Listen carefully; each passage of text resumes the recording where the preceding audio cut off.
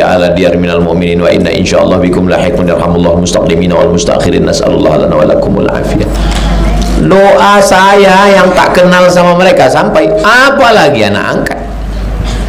Mati saya, ibu mengirimkan doa ke saya, sampai apa tak sampai? Sampai. Lalu apa yang dikhawatirkan? Jadi anak angkat ini sampai doa mak. Lalu apa bedanya sama anak kandung?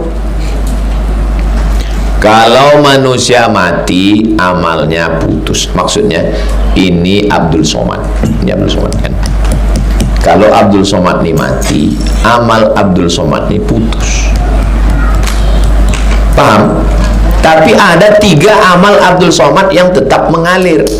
Pertama, Abdul Somad beli semen untuk tiang pancang, dipakai anak sekolah.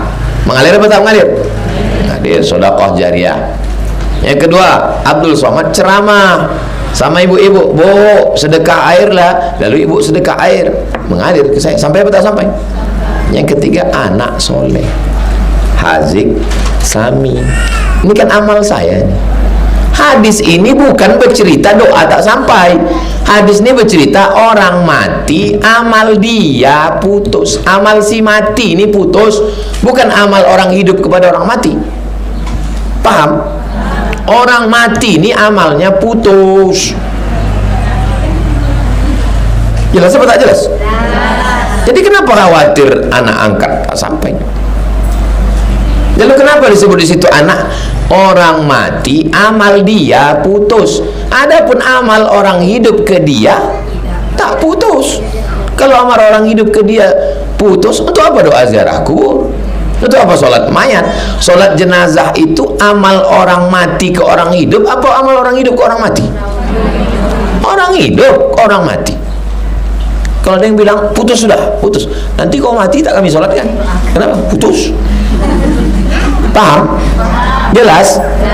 Nah, yang nanti kalau sudah mati putus. Apanya yang putus? Pokoknya putus. Amal orang mati itu putus. Adapun amal orang hidup ke orang mati tidak putus. Jelas atau tak jelas? Ada juga jamaah ini pas saya tanya, kenapa ibu bilang tadi jelas? Takut kami Pak Ustaz. Kami tengok Ustaz. Jadi biar supaya selesai kami bilang iya bisa. Saya bukan marah, memang begini bunyi setelannya. Makin lama makin kecil tulisan itu, tengok. Bagaimana cara minta izin untuk menikah kepada orang tua yang sudah meninggal? Jarah ke kuburnya. Assalamualaikum ya ahla diyar minal mu'minin wa inna insyaallah bikum lahiqun yarhamullahul mustaqdimina wal mustakhirin nas'alullah lana wa lakumul afiyah. Habis itu bacakan Yasin kalau bisa. Kalau tidak, yang selengkap-lengkapnya seeloknya Yasin. Kul Fatihah, Kul Huwallah 3 kali, Al-Falaq sekali, An-Nas sekali, pangkal Al-Baqarah, ayat kursi, ujung Al-Baqarah, lillahi ma fis samawati, habis itu tahlil la ilaha illallah. Ya Allah, sampaikanlah pahala bacaanku Yasin sekali, Fatihah sekali, Al-Ikhlas sekali, Al-Falaq sekali, An-Nas sekali, pangkal Al-Baqarah, ayat kursi dan ujung ayat kursi, dan tahlil kepada almarhum ayahku, almarhumah makku. Allahumma firlahu warhamhu wa'afihi wa'fu anhu. Ma yah, aku mau berbini. Kalau perempuan, aku mau nikah. Karena dia mendengar, karena dia menengok perbuatan kita. Terus jawabannya Pak Ustadz, kok menjawab, dia mati lah kau. Aku mau berbini. Sama siapa? Tak jadi Win. Kalau ziarah tuh bercakap. Maka saya kalau ziarah ke makam almarhumah Mani jam 2 malam sampai ke Kisaran, jam 2 malam baru saya pergi. Karena kalau siang banyak orang. Kalau siang saya situ habis orang menjak foto. Gimana kita mau bercakap? Banyak orang. Ada yang bilang datangi makamnya bersama calon. Mana boleh berjalan sama calon? Dan keluarga bersihkan makamnya dan kirimi doa untuk dia. Apakah itu benar Pak Ustadz?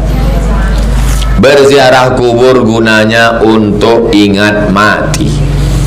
Adapun izin kepada orang hidup, Izin itu artinya kalau diizinkan iya, kalau tidak itu hanya sekedar mengajak orang supaya ziarah kubur supaya ingat mati. Ustazah nih saya anak-anak saya bawa ziarah. Habis itu saya bilang ke anak-anak keponakan, nanti kalau aku mati kalian bawa anak cucu aku ziarah ke makamku sebagaimana aku membawa kalian ziarah ke makam omaku. Itu pendidikan. Jangan sampai kita mati sampainya hati keponakan saya nih Pak Ustadz, kata jamaah. Kenapa Pak? Ziarah saya kemarin ke makam abang saya, lalangnya setinggi toga. Lalang setinggi toga, berarti tak pernah ziarah ke situ. Ziarah kubur itu gunanya 3. Pertama, turiqul qulub, melembutkan hati. Kedua, tudmi'ul ain, melelehkan air mata. Ketiga, tazkiratan lil maut, ingat mati. Apalagi ibu-ibu yang suka shopping, bagus sering-sering ziarah biar ingat mati. Inilah enaknya kita tinggal di jalan Kamboja ini, satu hari bisa 3 kali ziarah kubur. Pergi saya ngantar ustazah ke kampur, ziarah sekali. Balik saya ziarah lagi, menjemput dia ziarah lagi, pulang lagi ziarah. Ini mau keluar nanti habis maghrib ziarah. Mana? Itu ziarah kubur sebelah kan. Kalau lewat situ jangan diam. Assalamualaikum ya ahla diyar minal mu'minin wa inna insyaallah bikum lahiqun yarhamullah mustaqdimin wal mustakhirin. Nas'alullah lana wa lakumul afiyah.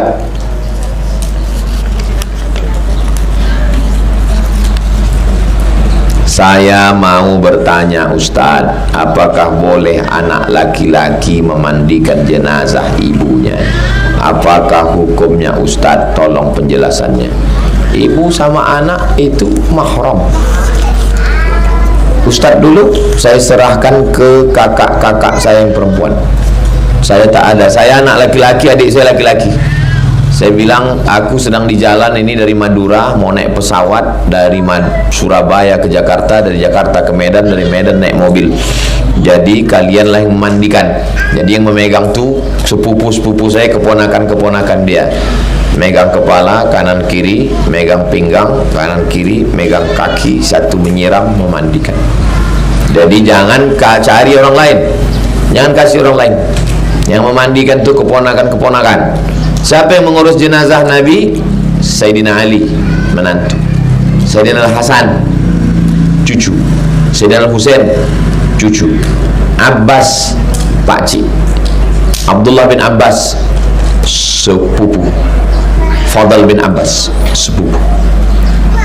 Jenazah kita yang paling bagus yang masih ada hubungan darah, jangan orang lain.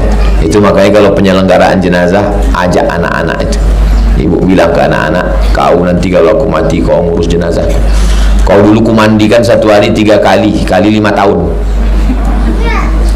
Satu hari 3 kali, kali 350, 1 tahun 1000 kali.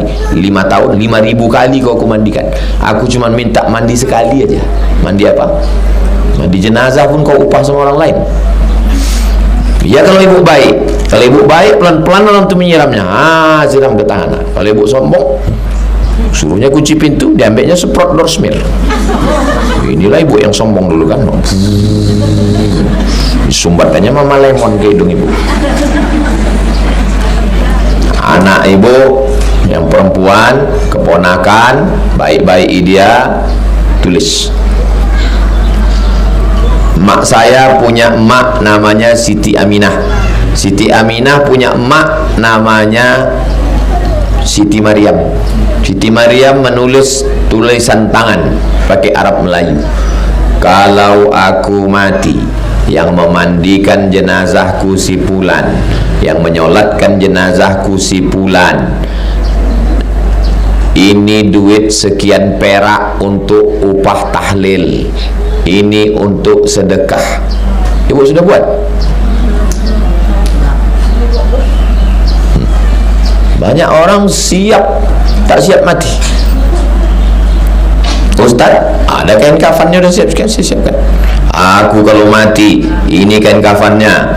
Kalau aku mati di sini, kuburkan di depan mihrab masjid, biar supaya masjid itu tak diambil salapi. Masjid kalau ada kuburannya tak mau salapi. Kalau tidak, habis nanti diambilnya. Kalau kebetulan aku mati pas ceramah di Sulawesi, di Papua, tak usah jenazahnya bawa ke Pekanbaru, kuburkan di sana. Kenapa? Tiket jenazah mahal. Dan saya tak mau satu kargo sama sayur. Awak di kargo, tengok kanan koper, tengok kiri sayur, ikan teri pula. Nah, usah jadi kubur sana.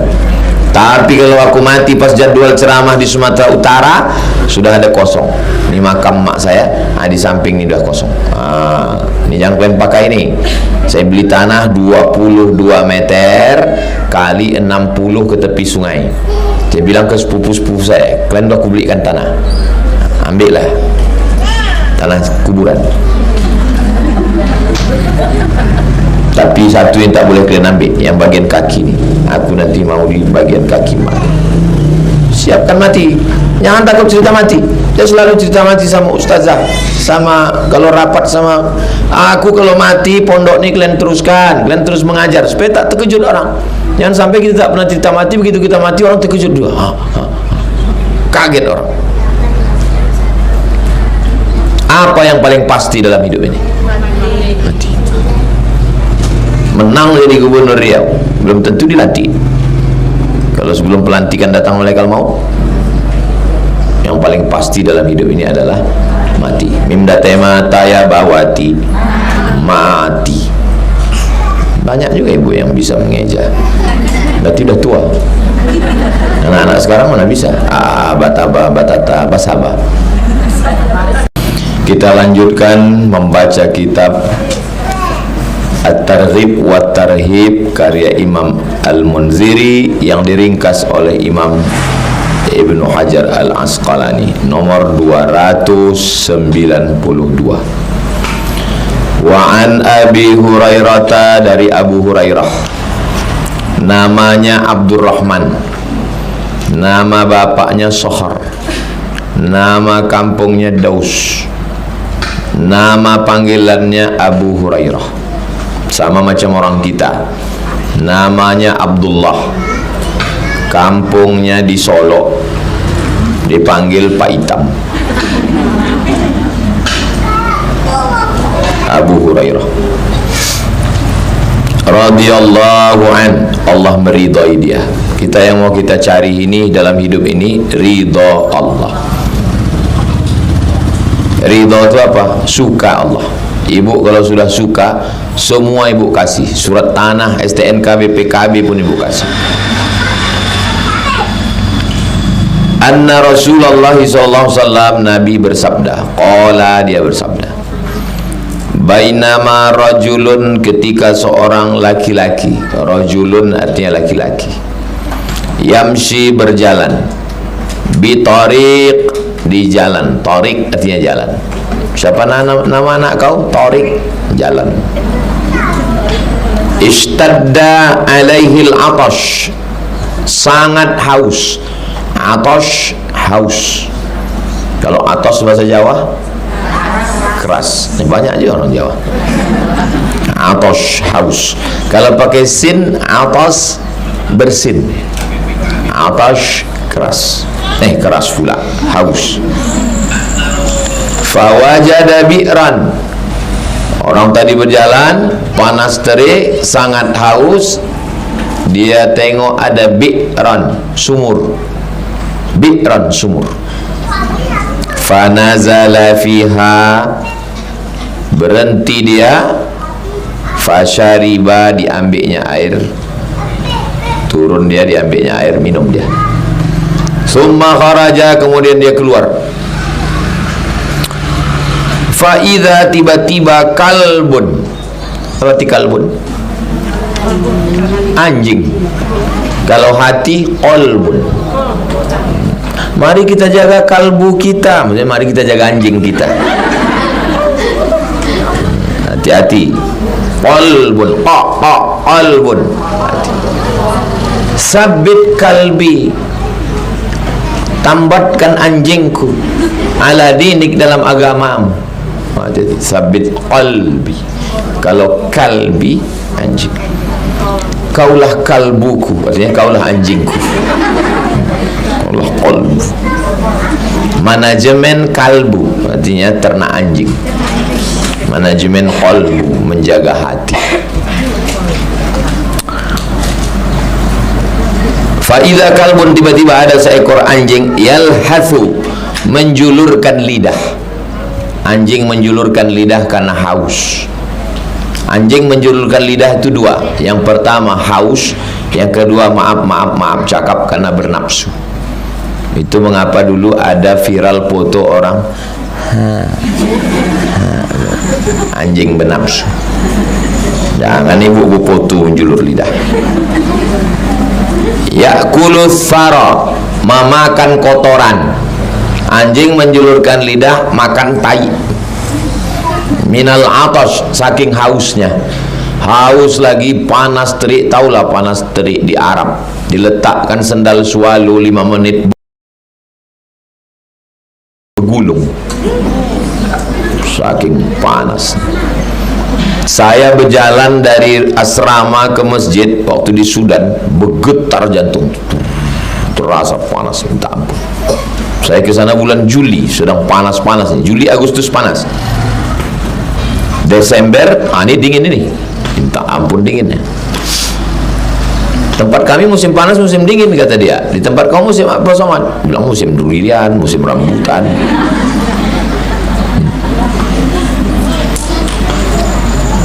Lalu kemudian kemana hadis tadi kok hilang pula?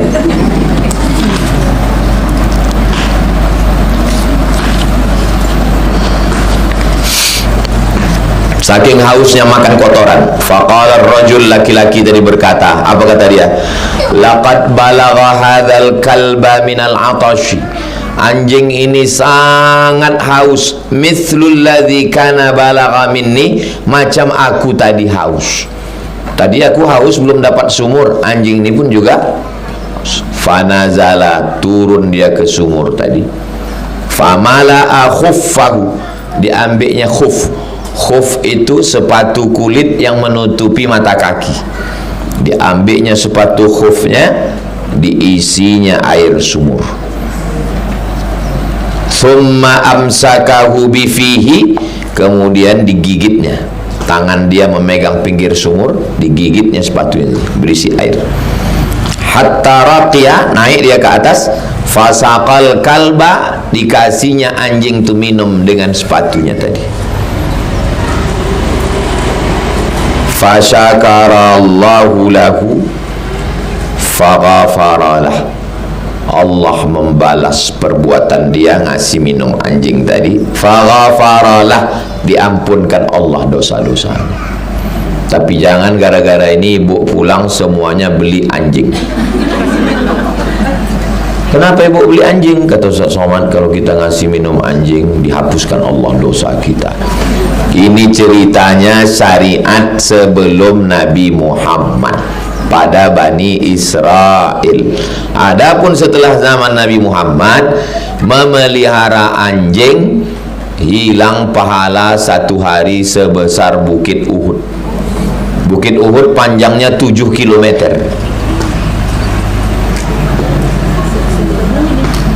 Siapa yang boleh memelihara anjing? Menjaga kebun. Misalnya saya menanam pisang, takut pencuri, boleh. Ustaz menjaga santri, menjaga ini, kenapa Ustaz tak melihara anjing? Takut saya anjing rabies, digigitnya santri, digigitnya anak. Lagi pula kita aman di sini, apa yang mau kita khawatirkan? Zaman dulu anjing jadi kawan, zaman sekarang kawan jadi apanya ibu nih?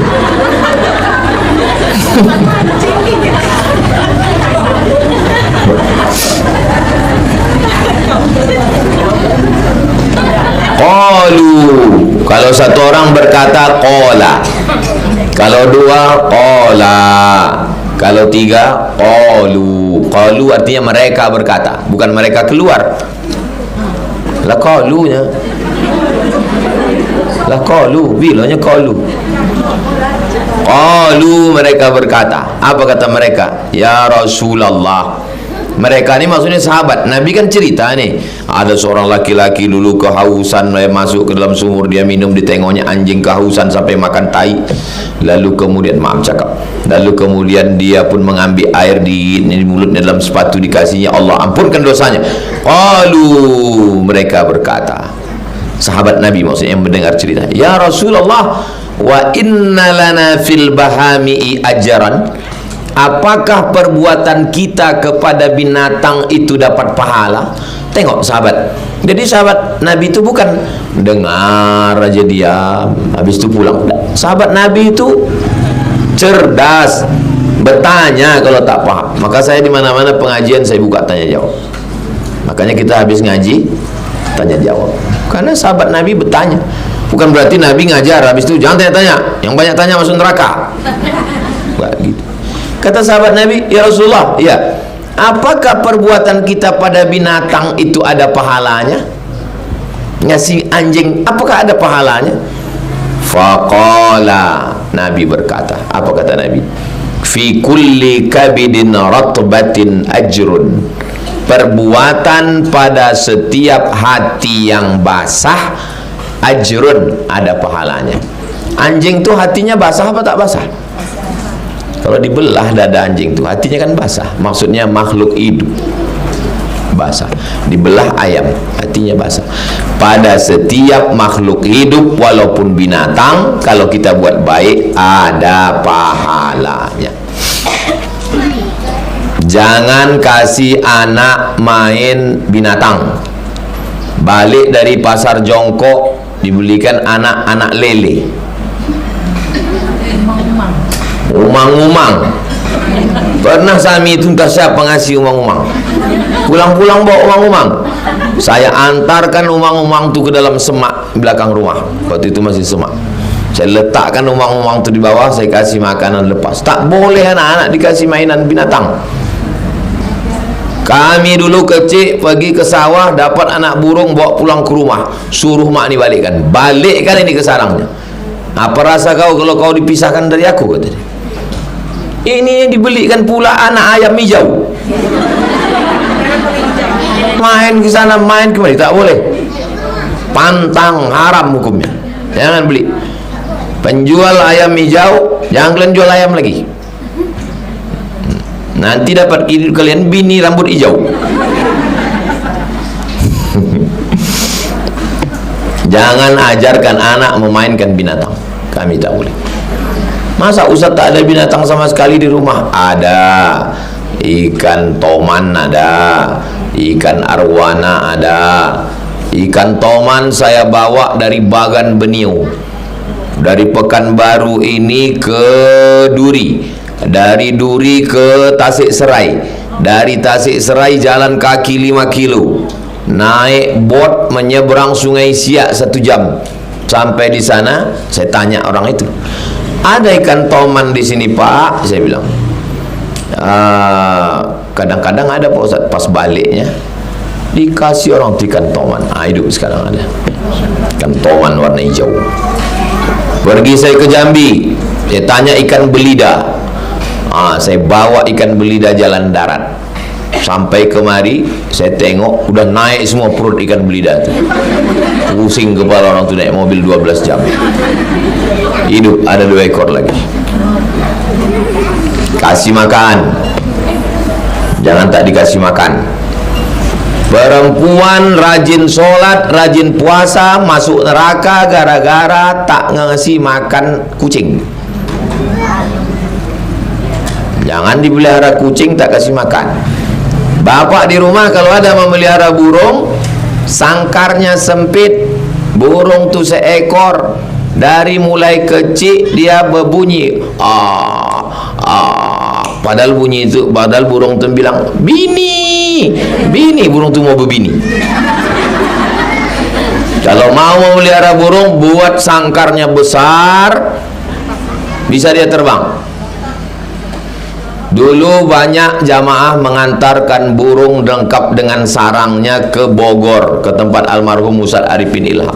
Saya disuruh buka sangkarnya. Waktu kami buka sangkar burung itu, tak bisa terbang, macam katak melompat, karena seumur hidup tak pernah terbang. Semua hidup tak pernah terbang. Haram hukumnya. Maka begitu dilepaskan di sarang yang besar, barulah dia belajar terbang besar. Hinggap dia di kepala saya. Dipoto orang, ada viral di internet. Berterima kasih dia, syukron Ustaz, kata dia, tak tahulah. Dilepaskan. Maka belikan sangkar yang besar, jangan dia disiksa. Saya belilah burung serindit. Tahu burung serindit? Warnanya hijau, macam burung kakak tua tapi kecil. SD saya kelas 5 SD. Pergi sekolah, saya gantung di pohon jambu. Balik dari sekolah, merah sudah burung serindit itu, dikerumuni semut angkrang. Turun rupanya semut dari pohon jambu. Saya ambil burung serindit itu, saya lepaskan angkrangnya itu satu-satu, dah lepas bersih semua. Saya buka pintu, saya lepaskan. Serindit, lepaslah kau di alam Allah yang luas. Habis itu ditanya sama orang tua saya, mana burungnya? Tak tahu, terbuka kandangnya, saya bilang. Tak sampai hati saya. Sejak itulah saya tak mau memelihara. Ada rencana saya mau membeli burung-burung yang dijual di jalan itu, dibeli, bawa pulang ke rumah. Pernah saya malam jalan Sudirman sama ustazah jalan, saya tengok di depan itu orang, mungkin dia nyari duit dengan menjual burung jalak, cuman nggak laku-laku sampai malam. Dah saya mau beli, terpikir kemana mau nyimpannya di rumah. Nanti maunya dibuat sarang besar, masukkan, bisa dia terbang agak sebesar ini, buatkan pisang, ayam, martabak, kacang, biar senang dia. Anak-anak pun suka. Suruh anak-anak tu masuk nengok burung. Jangan disiksa. Kucing, anjing, burung, jangan sampai disiksa. Ibu, ada binatang di rumah? Pas ditanya ibu-ibu, ada binatang di rumah bu? Cuman satu Pak Ustaz. Siapa? Suami saya. Sadis sekali bu. Di sini nggak ada, ini bu, baik-baik.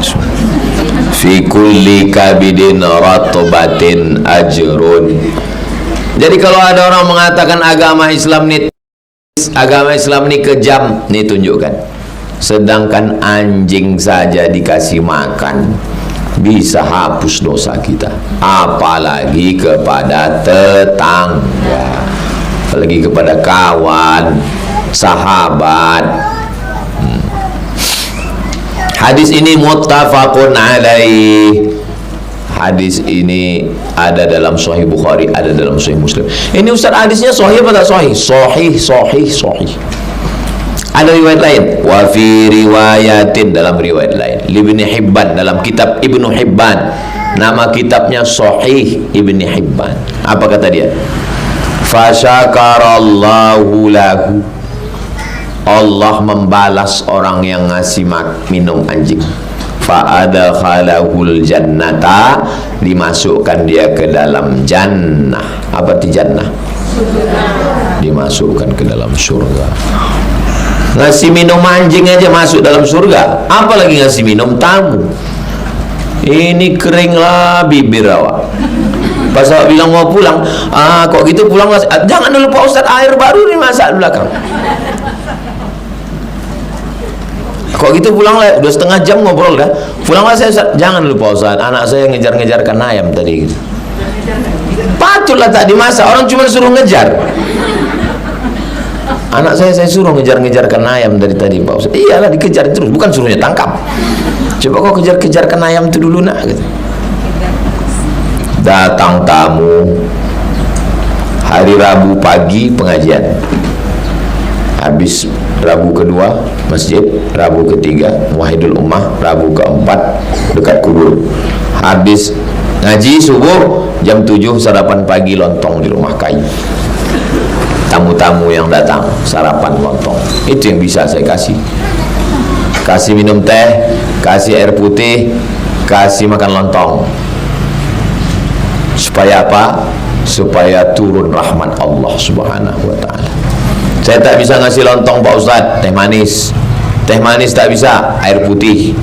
Air putih tak bisa, parah kali. Apa lo susahnya air putih? Berapa 1 galon sekarang? 5.000. Nggak ada gelas Pak Ustaz, suruh dia buka. Nah, tuang.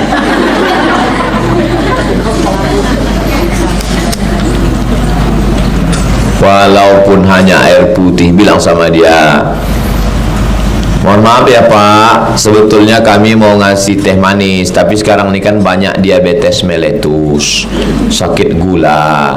Kata Ustaz Somad, jangan kasih orang gula, jadi kasih air putih aja. Gitu caranya untuk menutupi kekurangan kita.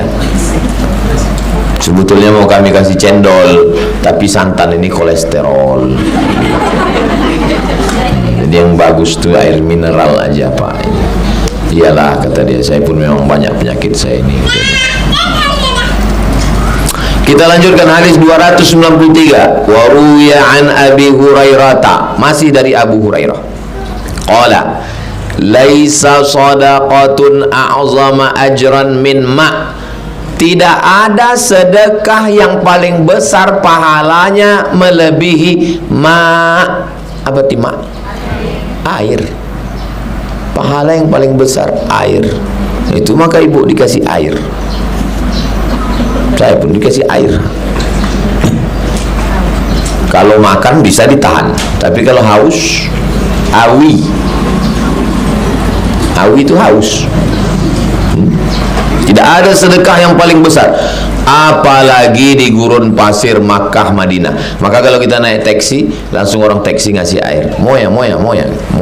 Kalau bahasa kampung kita water, air. Di Makkah, di depan rumah orang itu disediakan freezer air dingin gratis. Di Mesir, di depan rumah orang air gratis, cangkirnya dikasih rantai besi biar tak dilarikan. Jadi siapa aja biar minum. Pergi kami ke kampung mancing di Mesir, masuk ke sawah. Di tengah sawah tuh kami jumpa gentong dari tanah liat, tembikar besar, ada lubangnya, ditarik, ada kainnya, ditarik kain tuh keluar air. Sedang mancing panas-panas tuh minum, Allah segarnya, alhamdulillah. Rupanya orang tuh sengaja pasang situ minum. Heran kami, di tengah panas terik bisa pula dingin air itu. Kami intip dari atas, rupanya lumutnya tebal kan.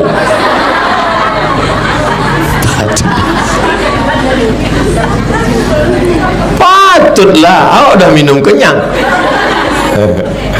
Makanya akan datang tengok dulu. Tak pernah dicuci orang tu. Tamu datang jangan tanya berangkat jam berapa, pulang dia jangan tanya, kasih air dulu. Maka saya pesan ke santri, Ustaz Somad tu ceramah aja tu ngajar, tanya santri ini. Santri ini ganti-gantian untuk menyambut tamu, dipasang pakai jadwal. Tamu datang jam 10, 9.30 air sudah siap. Supaya apa? Datang, minum, makan kue. Kalau pas jam makan, habis makan baru cerita, baru yang sesudah makan. Jangan ditanya orang ngobrol itu, tak hilang selera dia. Begitu datang langsung ditanya, apa masalah kita? Untung tamu tak ngomong masalah kita Pak, air mana, kata dia. Jadi santri-santri ini bukan saya ajar hadisnya belakangan, prakteknya duluan, barulah paham kalian. Oh begitu rupanya yang diamalkan Ustadz selama ini. Jangan omong doang, NATO, no action, talking only, bercakap aja. Alah Ustadz Somad tuh ngomong aja, kasih air. Kami bertamu ke rumahnya, kering batang leher, macam gurun pasir, tak ada air keluar. Kasih air minum. Datang ke rumah kayu, datang ke kelas, datang rumah homa, kasih air minum. Habis air minum baru cerita mau dibawa kemana hubungan kita.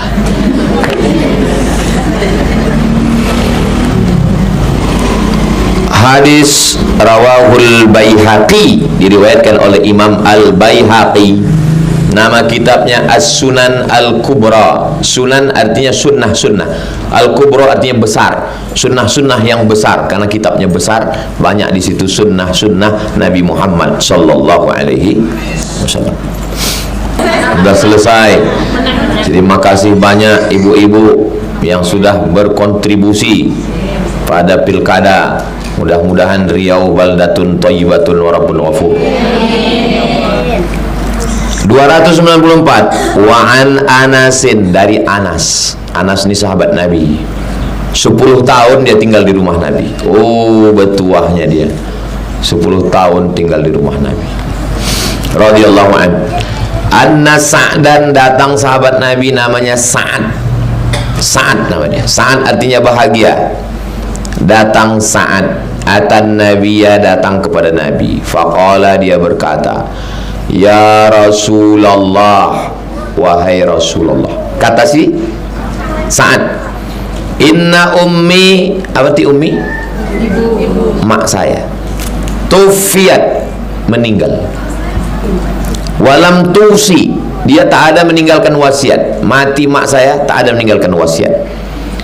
Afayam fa'uha an atasaddaqu anha, kalau aku bersedekah untuk emakku, apakah pahalanya sampai ke dia dikubur atau tidak?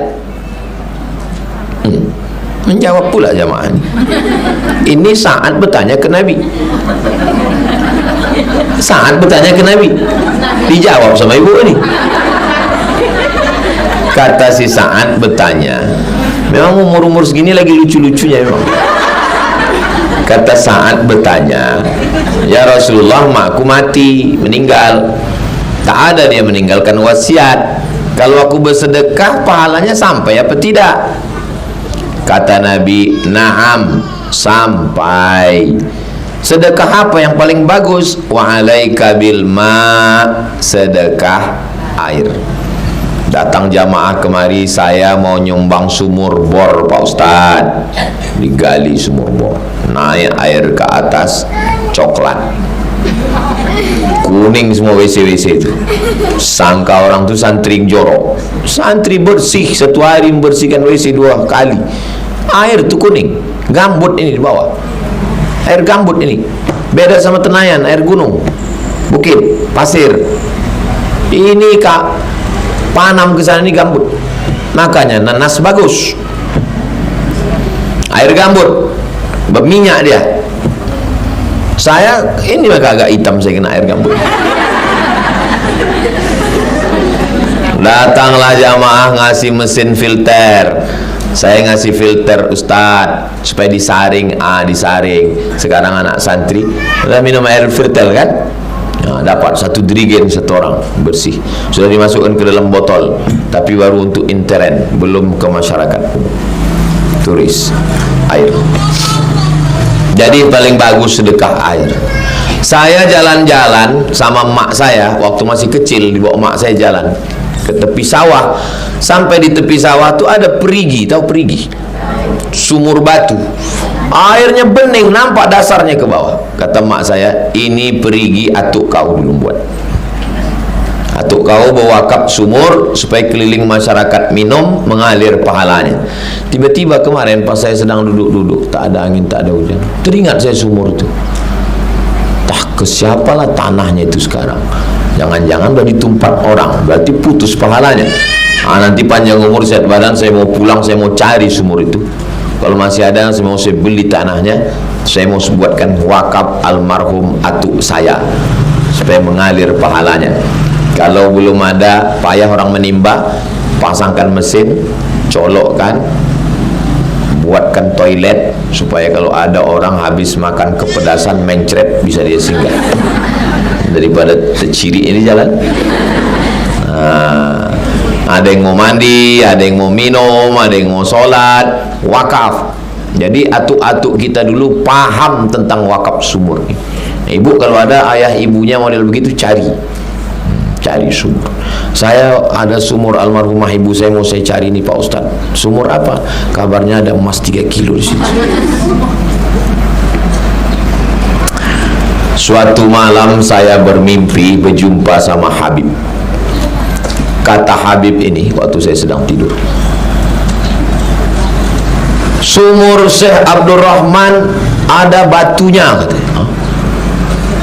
Bangun saya, bangun pagi, Syekh Abdurrahman itu meninggal tahun 1941. Cucunya yang masih hidup masih ada sekarang, umur 90. Saya telepon, Assalamualaikum mak. Ya, betul si Abdurrahman ini punya sumur? Iya, kata dia.